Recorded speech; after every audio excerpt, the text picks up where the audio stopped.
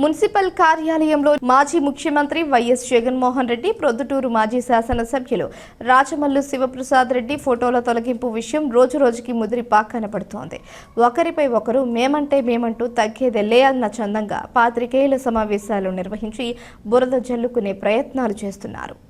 తొలగించిన మాజీల ఫోటోల స్థానంలో తిరిగి మాజీ ముఖ్యమంత్రి, మాజీ ఎమ్మెల్యే చిత్రపటాలు మరొక 3 రోజులలో సరైన ఆధారాలు లేని ఎడల, ప్రత్యేకమైన జీవో చూపించని ఎడల తిరిగి అక్కడే ఉంచుతామని మున్సిపల్ చైర్మన్ భీమనపల్లి లక్ష్మీదేవి నాగరాజు పాత్రికేయుల సమావేశం ఏర్పాటు చేసి వెల్లడించగా, ఇందుకు 2 రోజుల క్రితం 5వ ward councillor Vanganuru Muralidhar Reddy counter ఇవ్వగా, తాజాగా మంగళవారం ఉదయం టీడీపీ మహిళా నాయకురాలు బోక శివకళ్యాణి పాత్రికేయుల సమావేశం ఏర్పాటు చేసి, ముందుగా చైర్మన్ ప్రజల చేత ఎన్నుకోబడి వ్యక్తిగా ప్రజా సమస్యలపై పోరాడాలి తప్ప ప్రజా సమస్యలు తీర్చడానికి కృషి చేయాలి అని అనవసరమైన వివాదాలలోకి తలదూర్చి మాజీల ఫోటోలు తిరిగి అదే స్థానంలో పెడతాము అనడం హాస్యాస్పదమని, మున్సిపల్ కార్యాలయం అందులోని చైర్మన్ ఛాంబర్ ఏ ఒక్కరికి సంబంధించింది కాదని, ప్రభుత్వ ఆస్తిగా పరిగణించి ప్రజలకు సేవ చేయడానికి చైర్మన్ పదవిలో భీమునిపల్లి లక్ష్మీదేవిని ప్రజలు కూర్చోబెట్టారని, ముందుగా ప్రజా సమస్యలు తీర్చి ఆ తరువాత ఫోటోల వివాదాలలోకి తలదూర్చాలని హితవు పలికింది.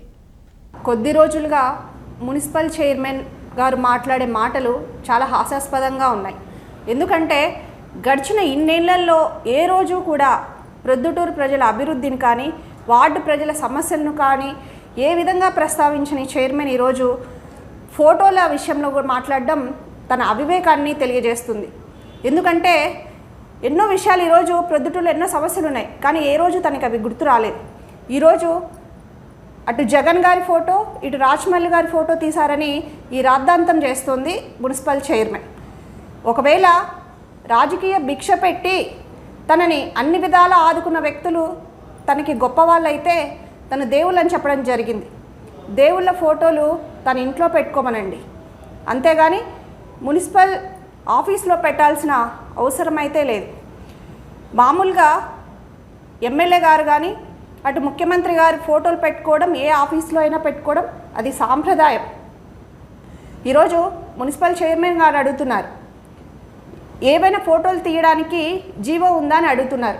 నేను కూడా సూటిగా చైర్మన్ గారిని అడుగుతున్నా, గతంలో మీరు కూడా అటు జగన్ గారి ఫోటో, ఇటు రాచమల్లి గారి ఫోటో పెట్టుకున్నారు కదా, మీరు కూడా ఏమైనా జీవో తీసుకొని వచ్చారా ఆ ఫోటోలు పెట్టడానికి? ఆ జీవో తీసుకొని వచ్చుంటే ఆ విషయాన్ని మాకు కూడా చూపించండి, మేము కూడా ఒప్పుకుంటాం. అంతేకాని ఈరోజు ఇంకా ఆమె కొన్ని విషయాలు మాట్లాడడం జరిగింది. అదేంటంటే ఈరోజు ఇది నా పర్సనల్ రూమ్ అని చెప్పడం జరిగింది. పర్సనల్ రూమ్ అనేది మాట్లాడడం చాలా హాస్యాస్పదంగా ఉంది. అది పర్సనల్ రూమ్ కాదమ్మా తల్లి, ఏదైనా కూడా అది ప్రొద్దుటూరు ప్రజలు నీకు చైర్మన్ పదవికి ఇచ్చిన రూమ్ అది, అంతేగాని మీ కుటుంబ సభ్యులు కూర్చోవడానికి అది నీ పర్సనల్ రూమ్ కాదు, ప్రొద్దుటూరు ప్రజల ఆస్తి అది అని ఇంకొకసారి మేము తనకి చెప్తున్నాం. ఇకపోతే ప్రొద్దుటూరులో ఇంకొక సందర్భంలో చెప్పింది, నేను బీసీ మహిళని అని ఈరోజు నన్ను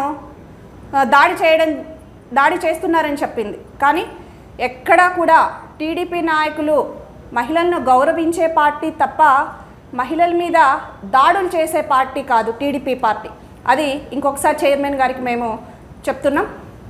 అలాగే ఈరోజు ఇంకొక విషయాలు ప్రస్తావించి మున్సిపల్ చైర్మన్ కానీ మేము 2 ప్రశ్నలు అడుగుతున్నాం.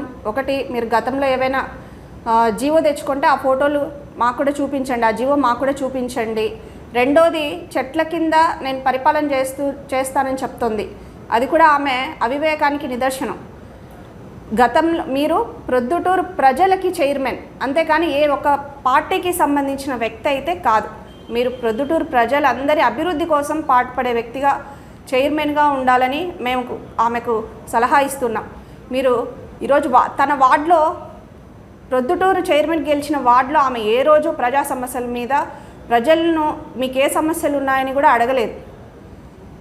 కాబట్టి మేము ఆమెకు ఒకటే సూటిగా చెప్పదలుచుకున్నాం, మీరు అభివృద్ధి మీద దృష్టి పెట్టండి, ప్రజలందరి అభివృద్ధిని ఒకసారి ఆలోచించండి. అలాగే ప్రజలు తాగునీటి మీద, దోమల మీద ఇవన్నీ కూడా సఫర్ అవుతున్నారు, వాటి మీద దృష్టి పెట్టమని మేము చైర్మన్ గారికి సలహా ఇస్తున్నాం.